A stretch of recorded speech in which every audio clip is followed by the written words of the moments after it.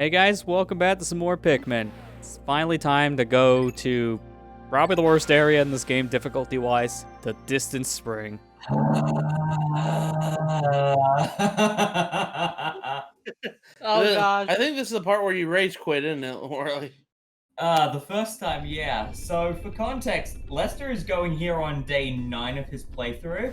I went here on day 6. Bad idea. Bad idea. I went here the second I could. Yeah, I highly recommend coming here when you have a big army of Pikmin on surplus, so go to Impact Crater first before you go here to make sure you're not going to have a team wipe, basically. This is the kind of area you want to go to when you have cleared up a lot of your backtracking. Oh my god. Lester's Yes. doing really well.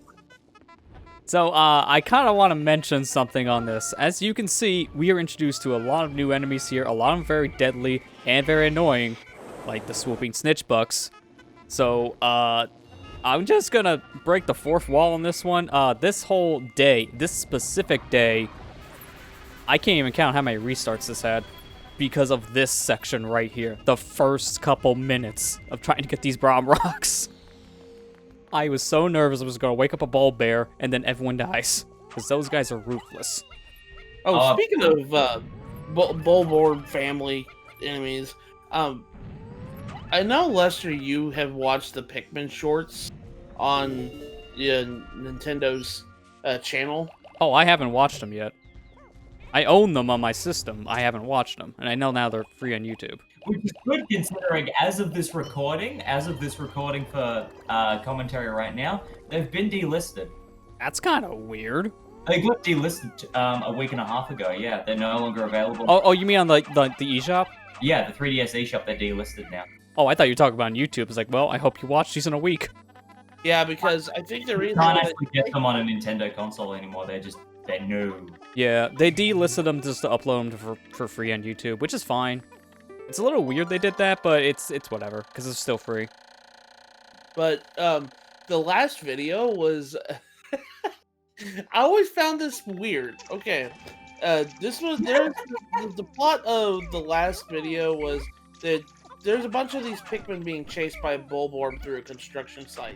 And during this chase sequence, you see the Bulborb just, munching down on these poor Pikmin. It's really kind of brutal. And you see a bunch of Pikmin die. When they finally defeat the Bulborb, it's dead on the ground, but they had to censor the dead body on the ground. I don't know why, because that is a standard enemy you see die in the game. It's perfectly fine. Well, that's what I thought. It says, you saw this monster eat these poor little cute little Pikmin in the most oh my gosh kind of way. Yeah, also, that guy killed 5 Pikmin when he died. I hate yellow Lollywogs so much. They are one of the worst coded thing in Pikmin. Oh yeah, they're on hitbox. I don't know what you're talking about. Yeah, their hitbox on death is ridiculously unforgiving. Also, this log here that we're walking towards is the frigging bane of my existence. Yeah, because I know why. Here on day 5 or 6, I did not have anywhere near enough blue Pikmin. And I severely regretted it. Yeah, there's a very specific reason why this is kind of a problem. It doesn't look that bad until you walk up to it, because then you get these guys, the Shearwigs. These guys are one of the other poorly coded enemies in Pikmin. Because they can kill Pikmin. It's like a guaranteed death. They can kill Pikmin if it's in their mouth at all, no matter if they're alive or dead. It's really bad. So we've got Lollywogs and then the Shearbugs. Basically, 2 enemies with an unfair death process that really ruins your day. I mean, the female Shearwigs are fine because they can't kill anything, but the males are real bad. Oh yeah. I just love how we just got a bomb rock sitting here next to the yellow one. This guy's just like, hey, wanna blow something up? Cool? Cool. Yellows are the only ones that can pick up bomb rocks, right? Yeah. In Pikmin 1, yes. Yeah, because they were originally planning to have all the Pikmin types to carry these, but that just didn't work out. Also, this section I was kind of having a mini heart attack because when Pikmin almost rubbed the Bulbear's butt, and that would have triggered him. Oh no. He's not a very friendly enemy. No. Support Finding Nemo. Do not throw the butt. No, wait, that's. I nearly fused a Finding Nemo quote with Vietnamese Pokemon Crystal. Don't touch the butt. I nearly said don't throw the butt casually. I thought for a second there that, it's just like, why wouldn't Olimar's, toot whistle wake up the bear? Yeah, it kind of does make you worried about that. Different frequency range for their ears. Like, think of a dog whistle and how cats don't respond to it or birds don't respond to it. Different frequency. Yeah, they don't really explain that in the games, but it's kind of assumed that this is a specific frequency that only the Pikmin can hear, like a dog whistle. Yeah. And by extension, also people of Olimar's right, because they're not human, are they? They're not technically not human, so, or are they? I don't know. They're human-like creatures, but yeah, they're not really with the sizes they are. Also, you would think that massage speech is not safe to take back right now because the Pikmin are going to walk right past a Bulbear, but they're just far away that it doesn't wake the guy, so you're safe to take that back without killing him. I'm guessing you do not want to fight any of the Bulbears right now. Not really, because they're very aggressive. Like, they could eat 10 Pikmin in one gulp very easily. So you don't want to fight those unless it's a last resort. I guess the one upside is at least the Bulbears are in... The Bulbears are between areas, and mostly the purple flyers are interstitially spaced out, which means they're not as much of a problem by comparison. True. Because they're not... They're sort of padding out the trouble spots more than anything. Although... this butt over here... Oh, no. Yeah, they combined sheer wigs with a swooping snitch bug. They just wanted you to have a bad day here. Oh, yeah, absolutely. I mean, I think this is the first time in a while that Olimar's actually been hit. True, because you rarely do get hit in this game. As the captain, the Pikmin are more likely to get hit. So I haven't really explained what those snitch bugs do. The swooping snitch bug is a harmless enemy because it won't kill Pikmin directly, but it picks them up and throws them in the ground, burying them. So, while it can't harm Pikmin directly, they can definitely mess with them in a bad way. I have had them throw them into Bulbear's mouths before. Yeah, and here's the fun thing. While the bridge is being constructed, it is considered halfway between two hitboxes, and once it's completed, it's considered as ground. So the swooping snitch bugs can pick up Pikmin and then drop them in the water, because it will consider the bridge to be ground, and then it aims roughly for there. But there's a wall between the bridge and the water. So if you've got yellow or red Pikmin, it can literally just drown them based on sheer circumstance. Again, the swooping snitch bug is a harmless enemy. It can't kill Pikmin directly, but it can do stuff that can probably put them in harm's way. Yeah. The circumstance that it presents you with is an absolute pain.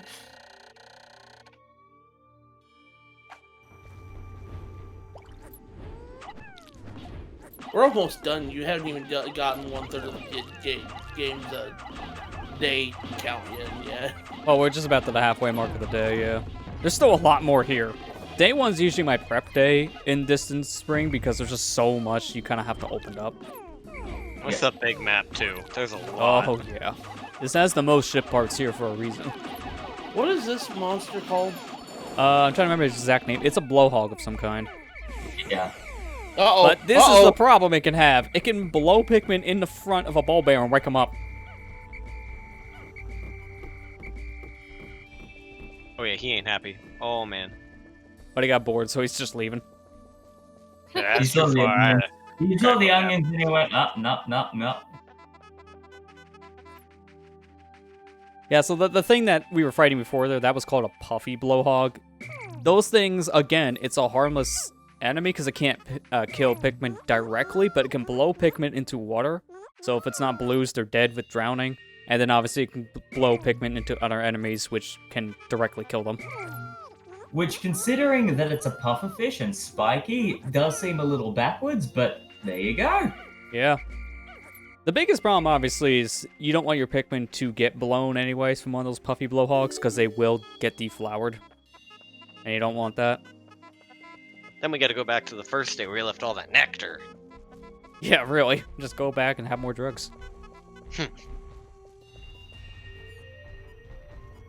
I was worried he was going to go meet someone there for a second, and I'm just like, what? Quick, while he's asleep. Bomb him. It takes about 3 bombs to kill these things, and I find this more effective than actually rushing it with, like, reds or something. Georgie! Definitely not be in vain.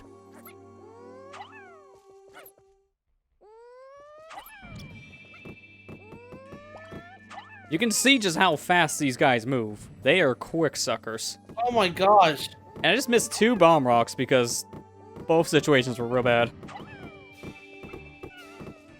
It's fine, we have close to 1,000 Pikmin. We can afford a couple losses. Really bad is an understatement, though. Jeez.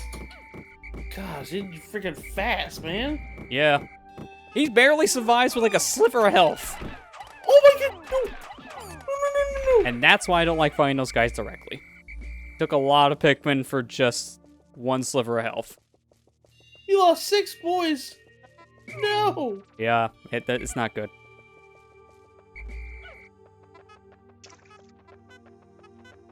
I know it's not as heartbreaking as, like, losing, like, 20, 30 of them.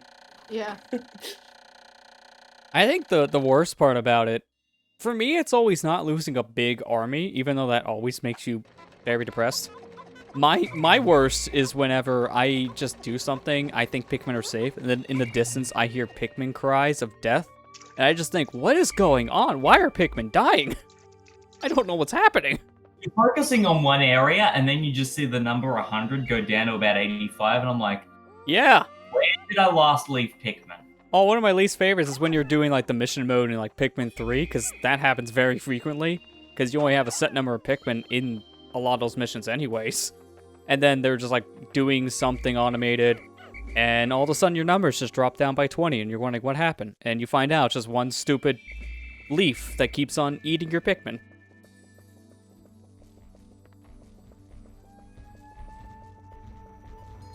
Don't pick up those tokens just yet. Don't really need them anyway, so kind of leaving them until there's like 10 seconds left in the day. At this point, everyone else is kind of done. Now we can kind of start bum rushing thing with reds. I mean, there's still other stuff we need blues for, but right now I don't think there's enough time left in the day to really do a lot of that, so I kind of want to take out whatever's left with reds.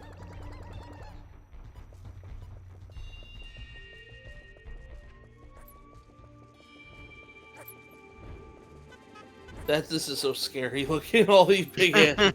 Like, just the bowl bear with the 2 bowl bears with the swoopler there, and then the puffy blowhog in the... Oh boy! Yeah, he heard everything going on. Bulbear's like, is there a snitch bug active? I'm coming over.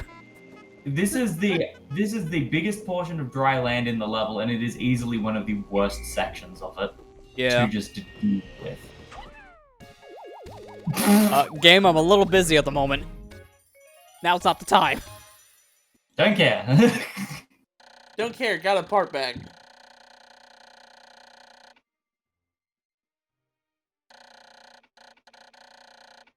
Glorious. Need only 8 more parts. Well, 7. 7. Bad math. Well, 22. Oh wait, yeah, I guess it was. It even, It even says says, on- yeah, it just says on the screen. I'm stupid, okay? It's all good. I mean, Matt, to be fair, it's 22 plus 7 is 29, so I mean, I can understand why your maths went to 28. Because there's always the one thing that puzzles me. I'm like, Olimar, I know it's for plot reasons, but still, 22 plus 7 is still 29 out of 30.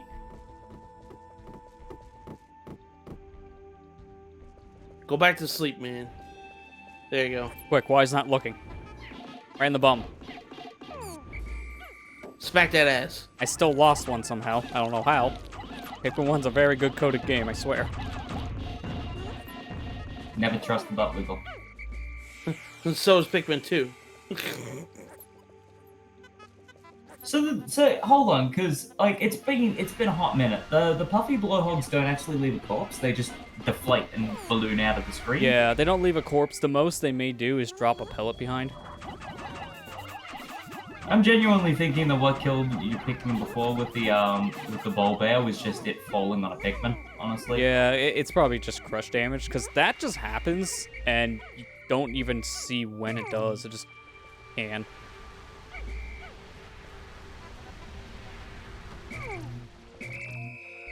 To all that fire. It's a lot. Definitely don't go in there with anything but reds.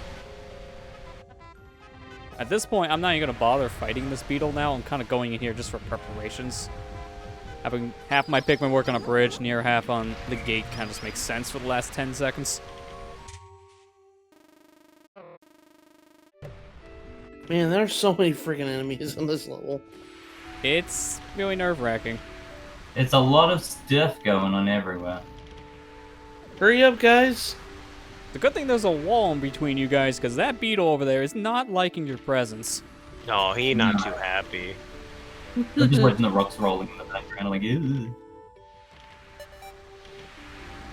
I'm pretty close to the wire here, getting this bit done. Just, yeah. That's right, keep on banging your heads. You're doing it.